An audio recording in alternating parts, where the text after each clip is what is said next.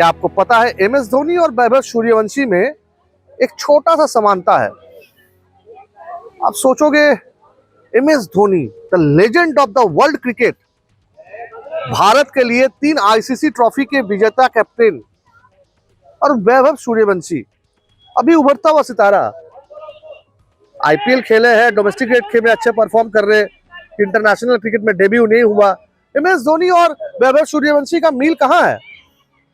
लेकिन है दोस्तों, मैं जहां पर खड़ा हूं वो दलसिंह सराय है।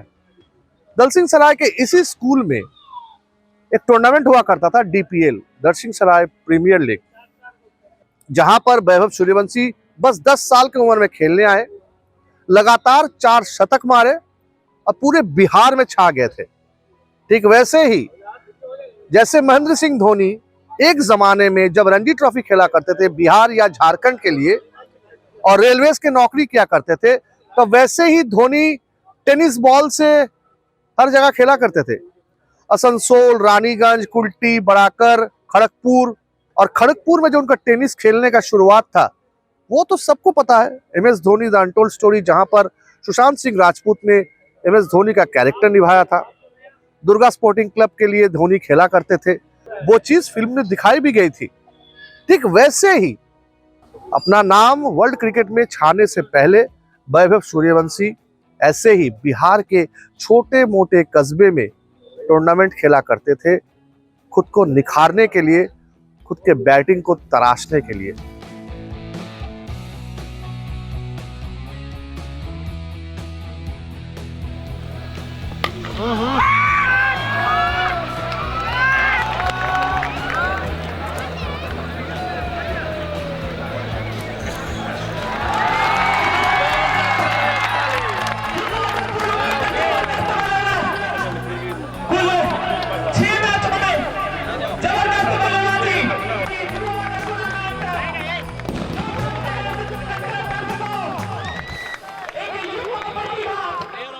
आप एक मैच देख रहे हो, स्टेडियम में हो सकता है, अपने घर में हो सकता है, और जब चौके छक्के की बारिश कोई बल्लेबाज करता है तो आप ताली बजाते हो।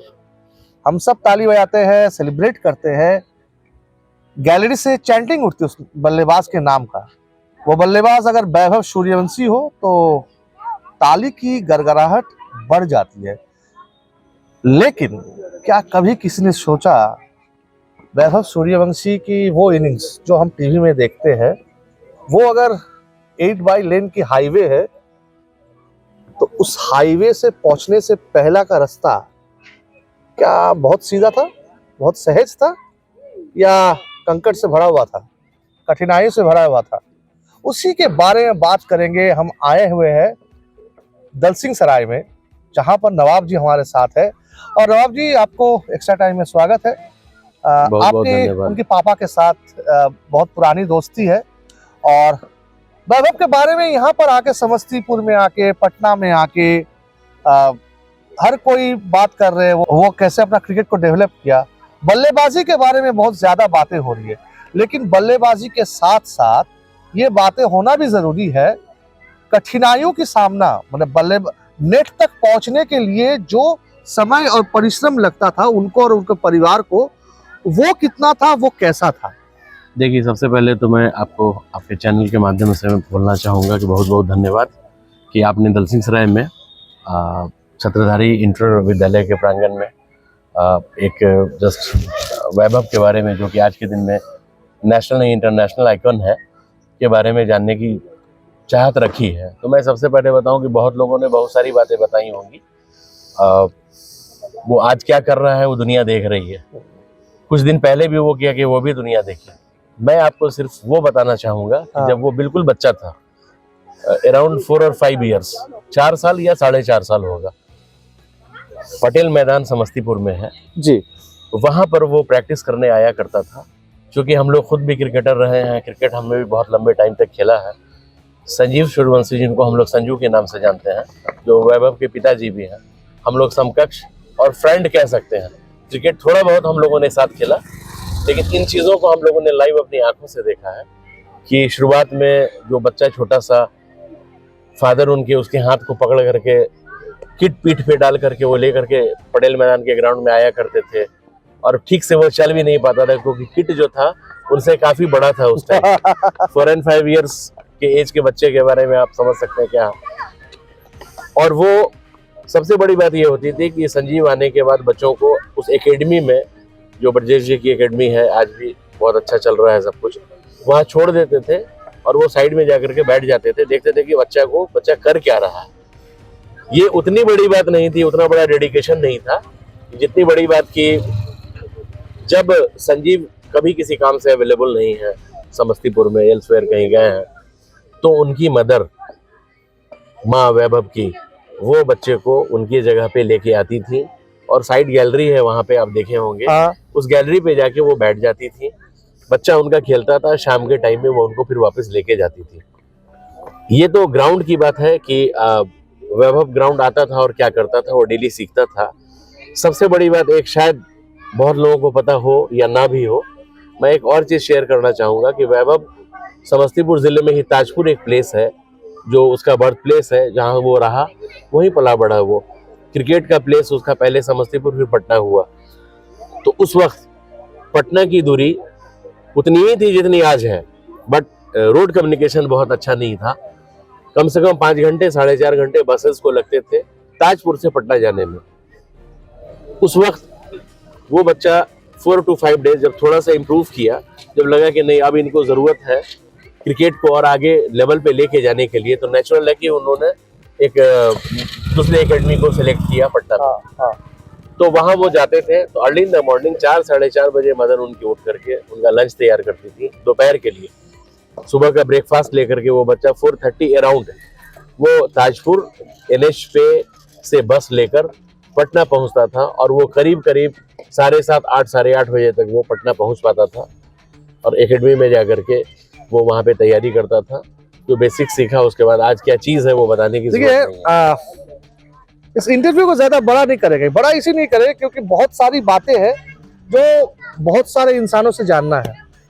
एक आखिरी सवाल, आप बता रहे थे जब पहले वैभव को आप देखे तब उसका 4.5-5 साल उम्र हुआ होगा। जी जी जी।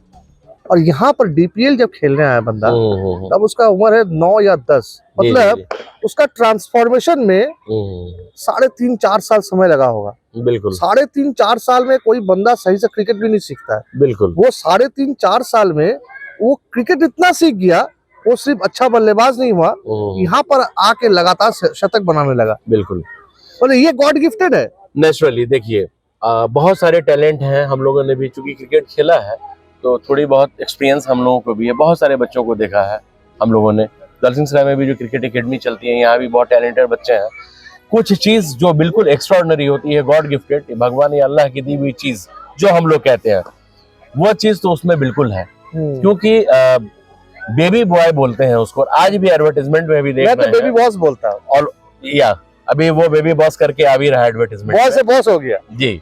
तो वो जो चीज है ना, वो बहुत बड़ी चीज है, वो नेचुरली हो सकता है। जैसे हम लोग सचिन तेंदुलकर की बात करेंगे, बहुत सारे प्लेयर उनके टाइम में आए और मतलब रन उन्होंने बनाया, लेकिन कुछ चीज जो उन लोगों ने दी, वो चीज छाप जो छोड़ा हर लोगों के मानस पटल पे, वो बहुत बड़ी चीज है, वो तो गॉड गिफ्टेड है।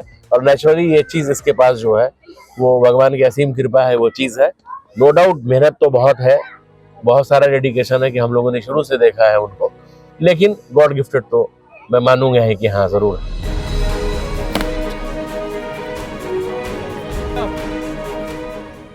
अगर आप दलसिंह सराय आए हो, क्रिकेट के बारे में आपको काम करना है, क्रिकेट के बारे में, यहाँ के क्रिकेट के बारे में आपको जानकारी लेना है, तो प्रियवंत चौधरी से मिलना बहुत जरूरी है। क्योंकि प्रियवंत चौधरी ऐसे कोई बड़े नाम नहीं है, भारतीय क्रिकेट में शायद उनका नाम कभी लिया भी नहीं जाएगा, बिहार क्रिकेट में भी शायद उनका नाम उतना नहीं लिया जाएगा। लेकिन अगर आप दलसिंह सराय के क्रिकेट के बारे में बात करना चाहेंगे, अगर DPL टूर्नामेंट के आविष्कारक के बारे में बात करना चाहेंगे, वैभव सूर्यवंशी को पहली बार यहाँ पर खेलने की मौका देने की बात करना चाहेंगे, तो प्रियवंत जी से बात करना बेहद जरूरी है।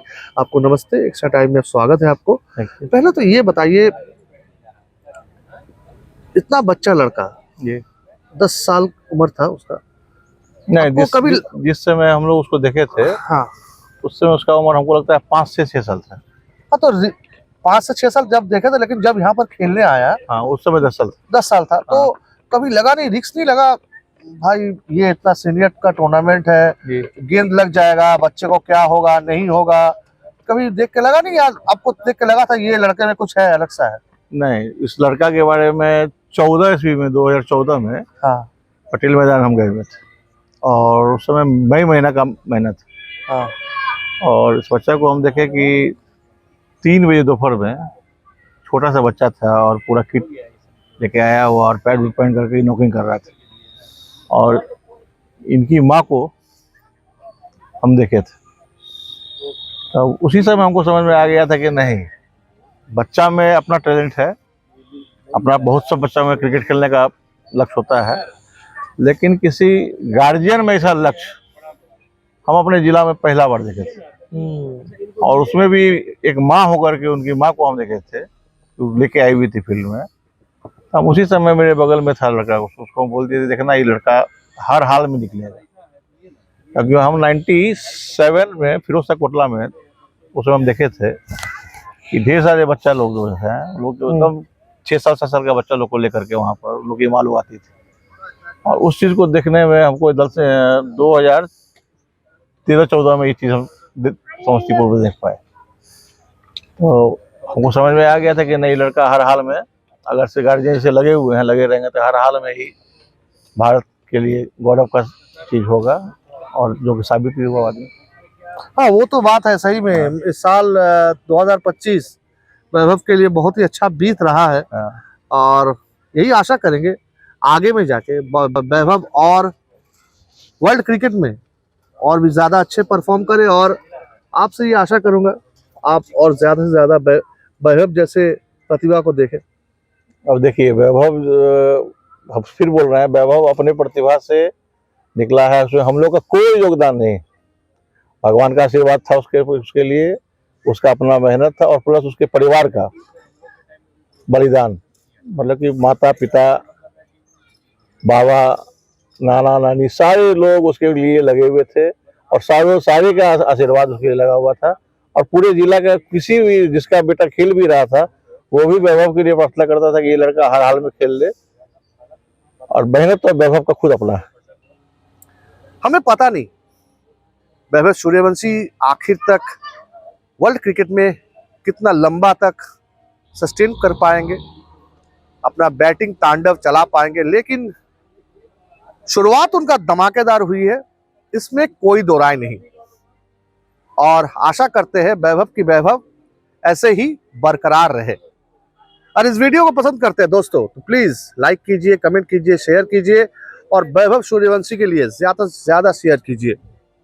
और अगर अब तक एक्स्ट्रा टाइम यूट्यूब चैनल को सब्सक्राइब नहीं किए होंगे, प्लीज सब्सक्राइब कर लीजिए।